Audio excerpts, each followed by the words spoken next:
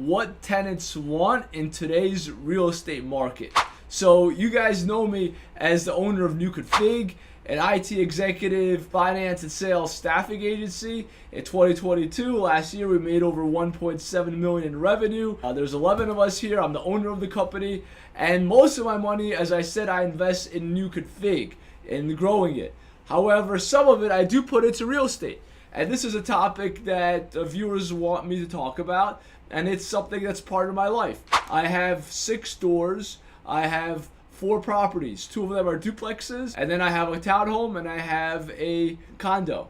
And I rent out my properties. I talk to new tenants at least once or twice a year. Someone moves out, someone moves in, for whatever reasons, the lease ends, they buy a new home, or they move to another part of the country. For whatever reason, they move out, and I talk to new tenants. And right now, in May of 2023, I am looking for someone to move into one of my properties. So a tenant moved out, and it's a 3-bedroom, 2-bath. And the tenants were telling me what they didn't like about the place was that it didn't have a big dining room, and the kitchen was too small. So I invested my capital in making the kitchen of this duplex and the dining room bigger. I got an architect, and with the architect, we made a plan and we submitted it to the township, and the township said, no, you got to change this. So we changed it, we resubmitted it, and then we got this approved. So the tenant moved out in November 2022. I got everything approved with the architect in February of 2023. So it took 3 months of back and forth and him coming to measure and sending it to the township and getting it approved. It took 3 months. And then for the contractor, I looked for general contractors. I talked to 3 or 4. I finally found which one I liked. I've been working with him for a while, and he did the work. And that took 6 weeks. And I had to get permits to do the work. I had to submit permits. I had to get general liability insurance, or make sure my general contractors had the general liability insurance. So basically all of that took 6 months. Well, 5 months. In April of 2023, from November to April, I was working on it.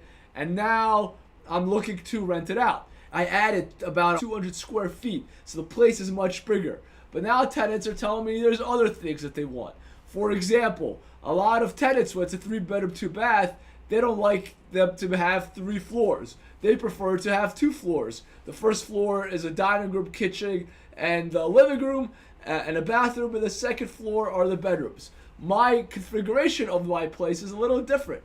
It has the living room, dining room, kitchen, and bathroom on the first floor, but then on the second floor, it's the bathroom and 2 bedrooms, and on the third floor is a 3rd bedroom. It's like a loft. And lots of families don't like that. They want all bedrooms to be on 1 floor. And many people in America, let's face it, have problems with their knees, and they don't want to go up the stairs, or their pets are old, they don't want to go up the stairs. So now I learned a lesson. I put it in the back of my head that next time I buy a property or look for a property, make sure it doesn't have a loft. Make sure there's not a lot of stairs, because it'll be hard to rent that type of place out.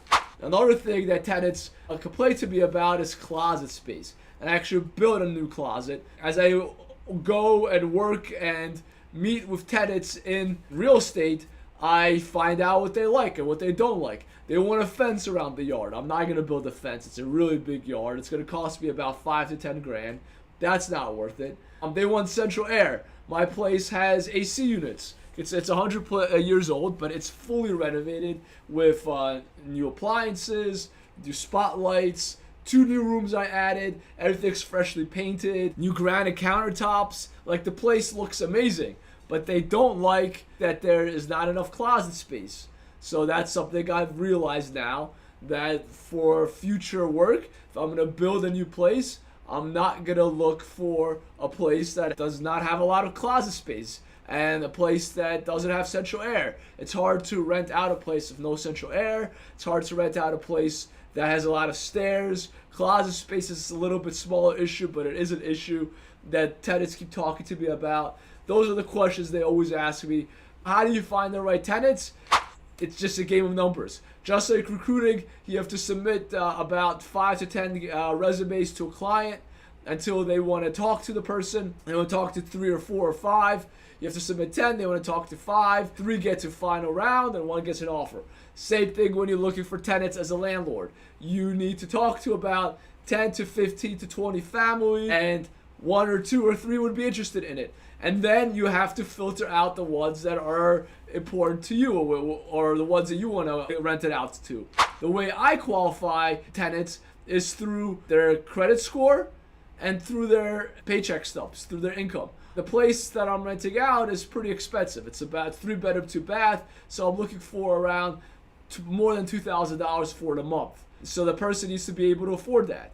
Or if the family, it's usually a family or roommates or what have you, they need to be able to afford that. So I'm looking at their paycheck stubs to make sure they could bring in $2,000 should be less than 1/3 of their annual income if you combine everybody. Because if there's 4 roommates, each of them is paying 1/4 of that, so $500. So you make sure that that $500 is only 1/4 of their monthly income, so they could afford it.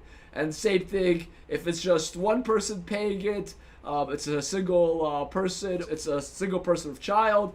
The child obviously is not working, so you have to make sure that the single person can afford the place before you rent it out to them. I don't rent out to people with a low credit score.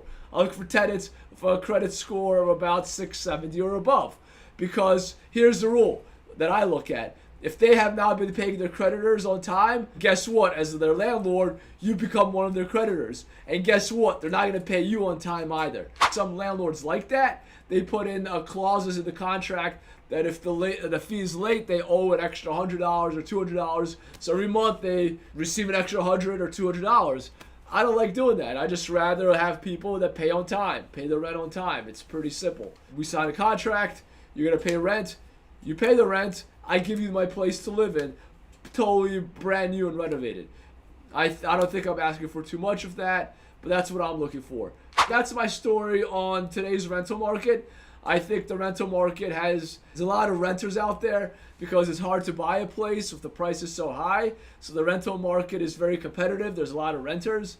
And you just have to be, as a landlord, you have to filter out tenants that can't afford it, whether they have a low credit score or they literally don't make enough money to afford it.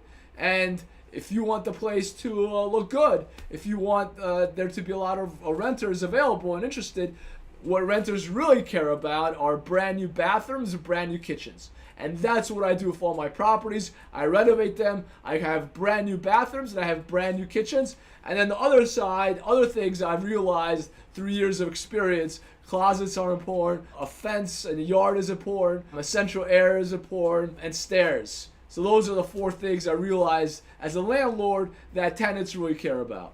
So I hope this video helped you if you're going to become a landlord, or you're thinking of becoming a landlord and you're thinking about the rental market in 2023. This is my experience on the other side as a landlord. So thanks for watching and stay tuned for the next video.